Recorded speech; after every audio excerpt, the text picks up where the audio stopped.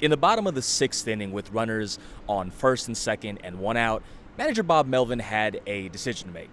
His first option was to leave Justin Verlander in the game. Verlander, of course, being someone who's on his way to the Hall of Fame. He has 262 career wins to his name and has gotten himself out of plenty of jams over the course of his Hall of Fame career. The second option was to go to Randy Rodriguez, who had been up and warming in the bullpen. And the one thing to consider, of course, is that Verlander was nearing the 100-pitch mark at this point in time. Melvin said that he wanted to give Verlander a chance. He gave Verlander a chance, and that decision did not pan out as the Giants lose to the Philadelphia Phillies here tonight on Jackie Robinson Day, 6-4. The tying run ends up scoring as JT Realmuto hits a super high, towering pop fly that hung in the air for roughly 5.5 seconds. Now, if a ball hangs in the air for about 5.5 seconds, the expectation, or the thought process rather, is that that ball should be caught, but that was far from a routine play on a night like tonight. Elliot Ramos was shaded over towards left center field. That ball was kind of hit more in left field proper, and Ramos, when you look at the tape, he did take a pretty inefficient route to the ball. Instead of going a straight line drive to the ball, he kind of ends up going a more roundabout way, and it's easy to say in a vacuum that Ramos should have just gone straight to the ball, but again, on a night like tonight, you can kind of hear the wind swirling a little bit, and the wind picks up just as I say that. That was far from a routine play. If we look at where the wind was going in the first inning, the flagpoles that are right behind center field were swirling towards right field with such force that the poles themselves were actually swaying in the wind. But by the time, even going back even further, in the first inning, Trey Turner hits a ball towards left center field, looks like it might be ended up in the left field bleachers, ends up dying at the warning track. In the top of the third inning, it was Ramos who hit his own pop fly in shallow right field, and Bryce Harper had difficulty tracking it down. That ball ended up touching grass.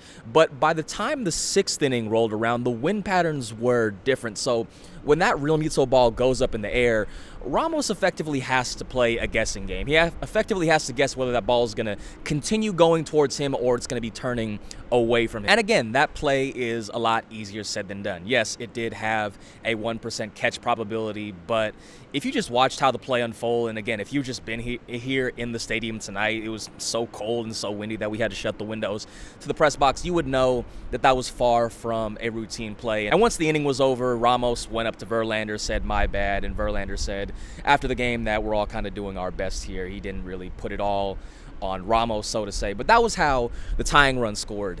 The next batter, Max Kepler, hits a line drive right at Willy Adames. I think it was 102 miles an hour off the bat. So Verlander gets the second out of the inning. Still, even with that hard contact, Melvin elects to keep Verlander in the game, wants to give him the opportunity to go through six. And then Alec Bohm, the hitter right after that, flips a single in the left field. The Phillies take a 4-3 lead, a lead that they would never relinquish, and Verlander ends up with his first loss as a Giant, still searching for his first win as a Giant. And it's been back-to-back pretty unlucky starts for Verlander. In his last outing, he did allow 5 earned runs to the Cincinnati Reds, but there was a good amount of batted ball unluck mixed in as well, and there was also the fact that he struck out 9 batters and his velocity topped out at 98 miles per hour, technically 97.9 miles an hour, but we'll round it up to 98 even.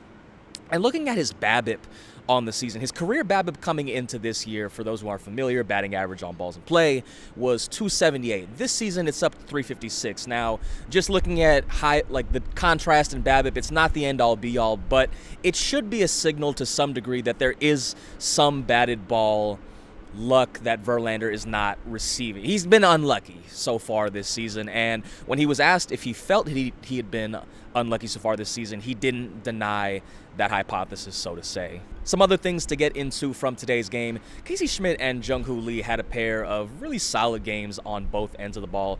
I believe Jung-Hoo had 2 hits and made a play, I think it was in the third inning, where Bryce Harper attempted to tag up from first to second, and Jung-Hoo, who was in the 97th percentile of arm strength last season, throws him out. And Casey Schmidt, who was making just his 4th career start at first base, made a nifty play, dug a kind of a soft line drive out of the dirt and then flipped it over to Verlander, to record an out. He did drive in 2 runs with a single that registered at 110 miles an hour, and I believe it was either the 7th or the 8th inning, drives a ball to center field that if we're playing this game in August and maybe if the temperature is up maybe 20 degrees, maybe 30 degrees, and the winds are blowing out a little bit more, that's a ball that's clearing the center field fence. But unfortunately, we're playing on a super cold, super windy night so that ball ends up kind of dying at the warning track there. Hayden Birdsong allowed his first 2 runs of the season on a 2-run homer to Bryce Harper. He was pitching on 1 day of rest after pitching